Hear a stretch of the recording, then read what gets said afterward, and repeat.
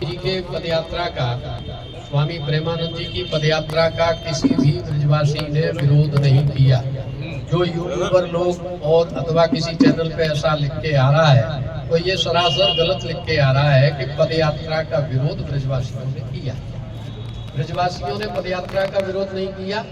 हम लोग केवल जो NRI ग्रीन एक बिल्डिंग है वृंदावन के अंदर, उसमें रहने वाले जो स्थानीय लोग हैं, अब वह ब्रजवासी हैं अथवा दिल्ली के बसे हुए हैं अथवा कहीं के भी हों, जो वृंदावन में वास कर रहे हैं, स्वामी जी के प्रवचन सुन के ही उनको प्रेरणा जगी कि हमको वृंदावन में वास करना है।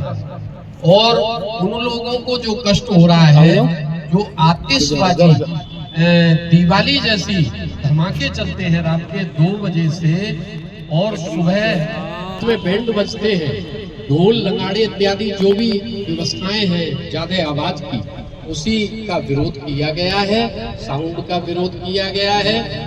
और ब्रजवासियों को तो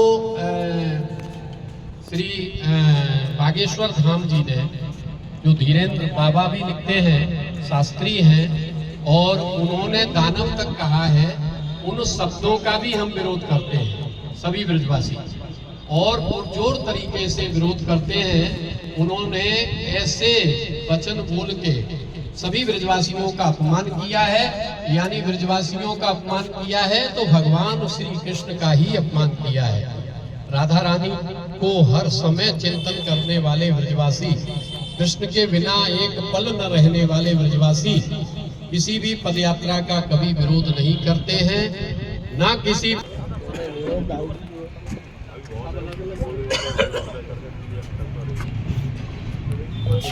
आज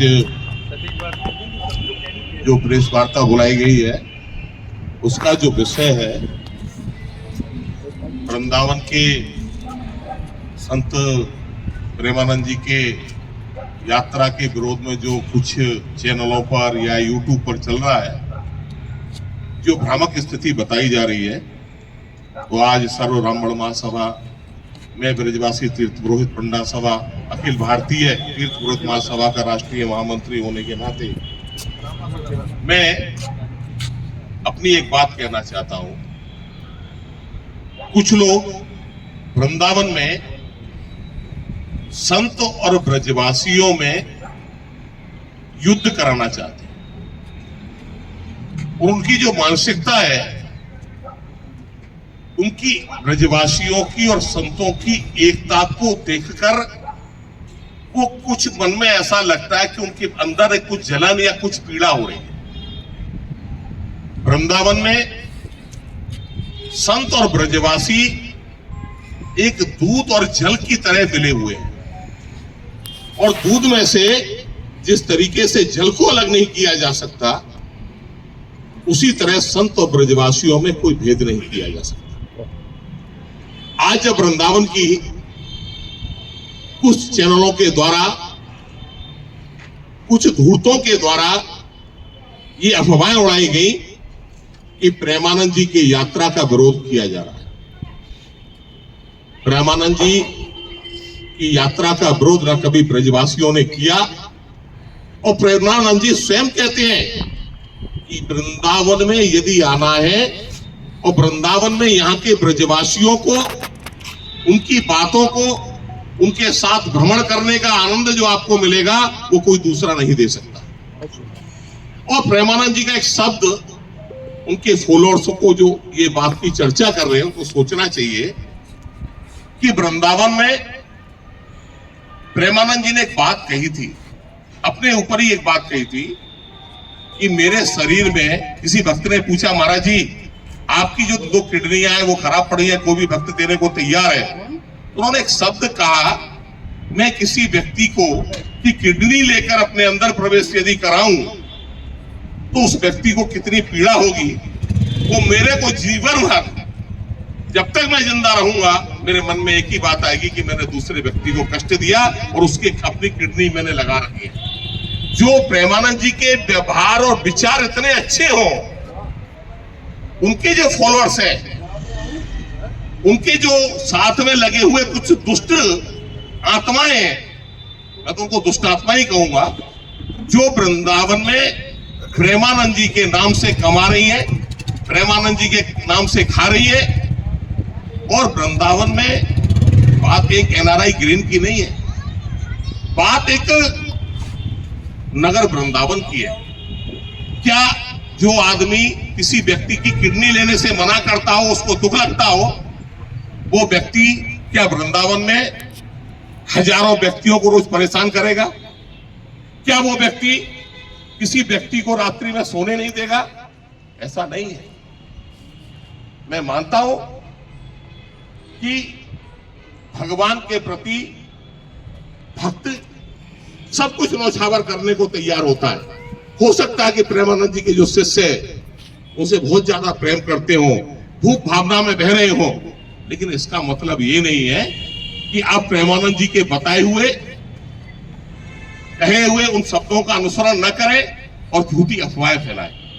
वृंदावन में किसी भी ब्रजवासी ने या एनआरआई ग्रीन वाले लोगों ने कभी पदयात्रा का विरोध नहीं किया। वृंदावन में सभी साधु, सभी संत, सभी ब्रजवासी एक साथ मिलकर रहते हैं। कुछ दिनों से हमारे एक युवा सनातनी हुए हैं धीरेन्द्र शास्त्री जी, उनकी मैं निंदा करता हूं, उनकी मैं निंदा करता हूं और स्पष्ट रूप से निंदा करता हूं कि हमारे यहां एक कहावत है, नया नया मुल्ला ज्यादा नमाज पढ़ता है। तो धीरेन्द्र शास्त्री जी जो नए सनातनी है, मैं उनका बहुत सम्मान करता था, नया युवा है, हमारे सनातन झंडे को लेकर आगे बढ़ रहा है, लेकिन दुख का विषय है पूरी बात को न जाने, पूरी बात को ना समझे। यदि चाहे वो अनिरुद्धाचार्य हो, चाहे धीरेन्द्र शास्त्री हो, या कोई भी व्यक्ति हो, कोई भी कथावाचक हो, या कोई भी संत हो, या तो पूरी बात को समझे और बिना समझे इस तरीके का प्रलाप करते हैं। हम जानते हैं कि आपके पास 10 लाख 15 लाख फॉलोअर्स हैं, आप ब्रजवासियों को बदनाम कर सकते हैं, लेकिन ब्रजवासी भी का सबसे बड़ा जो फॉलोअर्स है वो राधा रानी और कृष्ण है। इसका जवाब आपको देना पड़ेगा। हमारे फॉलोअर्स जो है राधा और कृष्ण है। मैं आप मीडिया के माध्यम से धीरेन्द्र शास्त्री जी से कहना चाहूंगा, आप अपनी बचकानी हरकतों को छोड़ते हुए किसी की ठट्टी बंधवा दूंगा। अरे भैया, ऐसा ना करो कि राधा रानी तुम्हारी गठरी बंधवा दे। ऐसा कोई काम मत करो, ऐसी कोई प्रलाप ना करो, ऐसे कोई व्यक्तित्व न दो जो हुआ ही नहीं।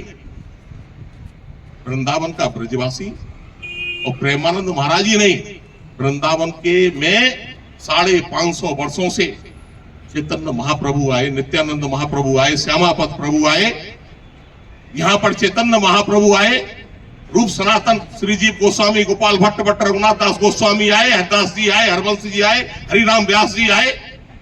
और पिछले 100 सालों की यदि गणना की जाए तो देवरा बाबा जैसे संत आए, सुदामा दास जी महाराज जी जैसे संत आए, गया प्रसाद जी जैसे हमारे संत आए, तो कृपालु जैसे जैसे वृंदावन में संत आए। प्रेमानंद जी भी एक संत है। मैंने पिछली बार एक वार्ता में मैंने कहा था, एक पत्रकार वार्ता हुई थी, उसमें मैंने कहा प्रेमानंद जी एक बहुत अच्छे संत है, लेकिन कुछ लोग प्रेमानंद जी को बदनाम करने का ये प्रयास कर रहे हैं, उसको भी वृंदावन का ब्रजवासी सहन नहीं करेगा। गलत अफवाहों को फैलाकर यदि आप इस तरह की चर्चा करते हैं तो ये बहुत ही गलत है। वृंदावन का ब्रजवासी, अच्छा आप एक बात बताइए, मैं आप सबसे पूछना चाहता हूं, यदि रात्रि के 10 बजे उत्तर प्रदेश सरकार डीजे चलाना बंद कर दे तो क्या वो सनातन विरोधी हो गई? प्रश्न है मेरा। रात्रि के 10 बजे के बाद उत्तर प्रदेश सरकार का ही फरमान है कि कोई डीजे नहीं बजेगा, कोई लाउड स्पीकर नहीं बजेगा, तो फिर क्यों हमें मजबूर किया जा रहा है कि हम पीएलए दाखिल करें? क्यों हमें मजबूर किया जा रहा है कि हम सड़कों पर उतरे? रात्रि में किसी समय कानूनतः रात्रि के 10 बजे के बाद बाजार भी बंद हो जाते हैं, ये भी कानून है कि 10 बजे के बाद कोई भी बाजार नहीं खुलेगा। बुधवार को पहले हर जगह साप्ताहिक अवकाश होते थे, वो भी नहीं हुए। कानूनी प्रक्रिया में बहुत कुछ है, लेकिन हम कानूनी प्रक्रिया की चर्चा बाद में करते हैं। किसी को सनातन विरोधी कह दोगे? सरकार यदि नियम बनाती है और सरकार के बनाए हुए नियमों पे क्या मैं एक बात पूछना चाहता हूं, क्या प्रत्येक दिन जो सवारियां हमारे यहाँ निकलती हैं, छोटे छोटे सामाजिक प्रोग्रामों की सवारी निकलती है, उसके लिए हमें परमिशन लेनी पड़ती है? क्या ये प्रत्येक दिन की परमिशन मथुरा जिलाधिकारी महोदय एसएसपी साहब दे रहे हैं? ये भी पता लगाना चाहिए। और आप सब लोगों को संगठन के यहाँ अधिवक्ता भी बहुत लोग बैठे हुए हैं, मैं उसे भी कहूंगा ये जानकारी मांगे सरकार से। क्या वृंदावन में जो अनाधिकृत रूप से रात को सड़कों पर वाहन चलते हैं या इस्कॉन मंदिर के सामने बैंड बजा के कुछ लोग गाना कीर्तन करते हैं, रोडों पर जाम लगाते हैं, चाहे वो इस्कॉन मंदिर के सामने की चर्चा हो, चाहे प्रेम मंदिर के सामने की चर्चा हो, या वृंदावन में निकलने वाली प्रत्येक दिन की सवारियां जो निकलती हैं, उनकी परमिशन होती है क्या? जब हम छोटी सी एक यात्रा, शोभा यात्रा, साल में 1 या 2 यात्रा निकालते हैं, परशुराम शोभा यात्रा निकालते हैं, जमुना छठ शोभा यात्रा निकालते हैं, उसकी परमिशन 2 महीने 1.5 महीने पहले लेते हैं। क्या इसकी परमिशन डेली मिल जाती है? क्या सुरक्षा व्यवस्था इतनी मिल जाती है? भगवान ना करे कोई अकस्मात घटना, दुर्घटना, लंबी भीड़ हो, 4-4 किलोमीटर की लंबी लाइनें हो, बैंड बाजे बज रहे हो, कोई झज्जा गिर जाए, कोई छत में से आदमी गिर जाए। अरे कम से कम वृंदावन के ब्रजवासियों के बारे में सभी लोगों को सोचना चाहिए। संत और ब्रजवासियों में भेद न करें, दूध में नींबू डालने का काम न करें। यदि दूध फट रहा हो तो उसमें सोडा डाल के दूध को बचाने का प्रयास करें। मैं सब लोगों से ये अपील करूंगा कि अनर्गल प्रलाप को छोड़कर वृंदावन के जो ब्रजवासी हैं और संतों के बीच में दरार न डालें, और जो कानून व्यवस्था है उनका पालन जिस तरीके से ब्रजवासी रह रहा है यहाँ, वो कर रहा है, इसी तरीके से वो भी लोग करें। वृंदावन सबका है, वृंदावन को स्वच्छ रखें। तो क्या यह सनातन विरोधी बात हो जाएगी? वृंदावन में बंदरों को चने डालें तो ये क्या सनातन विरोधी बात हो जाएगी? अरे वृंदावन सबका है। वृंदावन के मूल जो ब्रजवासी है, यहाँ का जो ब्रजवासी है, वो इस आह से काफी दुखी है, वैसे ही परेशान है। उन लोगों के पास तो इतना पैसा भी नहीं है जो वृंदावन से बाहर चला जाए। वृंदावन की स्थिति इतनी, जाम की व्यवस्था हर समय खराब रहती है। कुछ लोग, उनकी बिल्डिंगें बिक रही हैं, वो लोग उनका समर्थन कर रहे हैं कि साहब, अरे भैया, किसी भी व्यक्ति ने उनके ढोल तमाशों का विरोध किया है, पटाखों का विरोध किया है, कोई व्यक्ति प्रेमानंद जी का विरोध नहीं करता। और प्रेमानंद, मैं तो खुद एक दिन चर्चा कर रहा था, एक दिन मैं भी जाके प्रेमानंद जी से मिलूं। वो अच्छा संदेश पूरे समाज को दे रहे हैं, और मुझे नहीं लगता कि प्रेमानंद जी यात्रा से दुखी होंगे। प्रेमानंद जी तो खुद, मुझे लगता है, उन फॉलोअर से दुखी होंगे कि जो एक जीव के बारे में, एक दूसरे की किडनी में अपने शरीर में लेके उसको कष्ट नहीं दे सकता हूं, ये बात कह सकता है, तो वो इतने लोगों को रात्रि में क्यों परेशान करेंगे? इन्हीं शब्दों के साथ मैं भैया सबसे आग्रह करूंगा कि कोई ऐसी बातें मीडिया पर और प्लेटफॉर्म पर भागवताचार्य और जो लोग कर रहे हैं, भ्रम की स्थिति फैला रहे, न फैलाएं।